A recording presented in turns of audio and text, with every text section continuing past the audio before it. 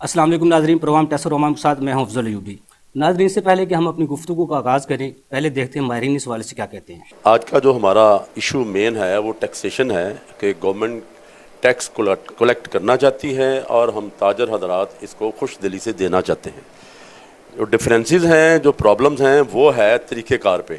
کہ کیسے کولیکٹ ہو سکتا ہے ٹیکس کے گورنمنٹ کی جو ہے نا ٹیکس کولیکشن جو ٹارگیٹس ہیں وہ بھی پورے ہو جائیں اور تاجر بھی خوشی سے ٹیکس دیں اس کو۔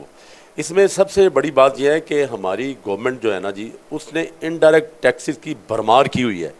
یہ جو نیا قانون بنا ہے سیل ٹیکس کا، آپ کسی سٹور پہ جاتے ہیں، کوئی چیز خرید کرتے ہیں، خواتین جاتی ہیں، ہم جاتے ہیں، تو وہاں پہ ہمیں 15% جی ایس ٹی پے کرنا پڑ رہا ہے۔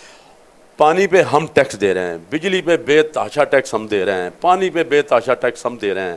اور ایون کہ کوئی چیز ایسی خالی نہیں ہے جس پہ ہم ٹیکس دے رہے ہیں۔ کسی ریسٹورینٹ میں کھانا کھانے کی ہم جرت کر لیں، وہاں غلطی کر لیں تو 15% جو ہے نا 500 کا کھانا ہم کھاتے ہیں تو 15% 100 روپے اس پہ ٹیکس دینا پڑتا ہے۔ کوئی چیز اس ٹیکسیشن سے خالی نہیں ہے۔ لہٰذا یہ بات ہے کہ انڈائریکٹ ٹیکسز میں کمی ہونی چاہیے، بجلی کی قیمتیں معقول ہونی چاہیے۔ بجلی آپ اتنی مہنگی کر دیں گے تو مینوفیکچرر جو ہے، ایکسپورٹر ہے، وہ اس کاسٹ پہ دنیا پوری میں کمپٹیشن ہے ایکسپورٹرز کا۔ ان کی جو پروڈکٹس ہیں نا وہ کمپیٹ نہیں کر رہی ہے ہماری دنیا سے، چائنا سے یا جو بھی بنگلہ دیش ہے، انڈیا ہے۔ ہم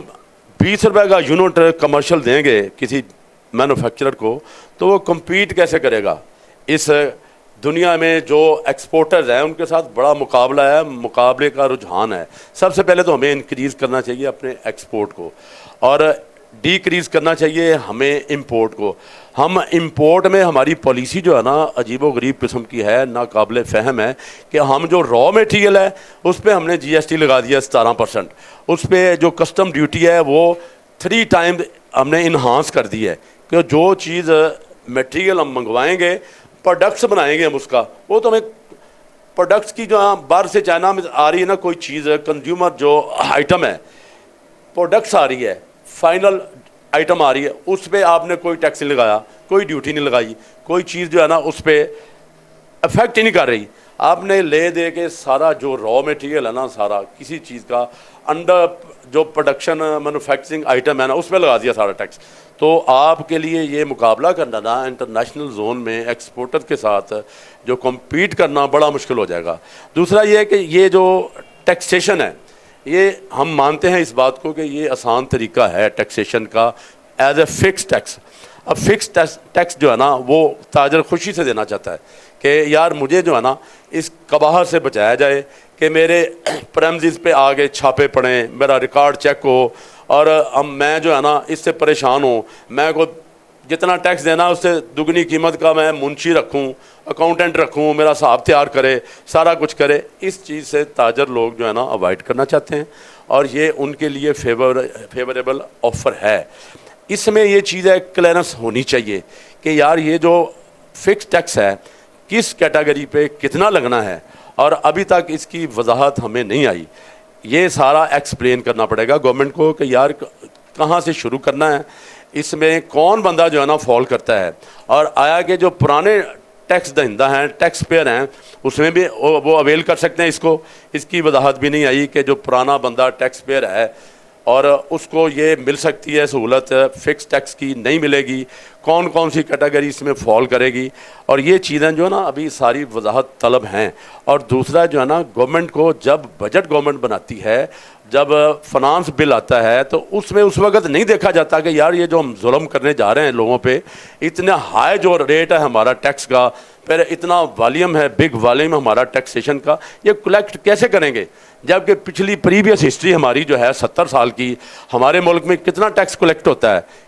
تو یہ اب ہم 3 گنا زیادہ اس کو ٹارگٹ کو لے کے جا رہے ہیں، تو یہ بڑی ناممکن بات ہوگی کہ آپ اس لیول پہ ٹیکس کلیکٹ کریں گے۔ اگر ٹیکس کلیکٹ نہیں کریں گے آپ نے جو آپ نے وعدہ آئی ایم ایف سے کر لیا ہے، اداروں سے کر لیا ہے، یہ بڑی مشکل بات ہوگی۔ فکس ٹیکس جو ہے نا ابھی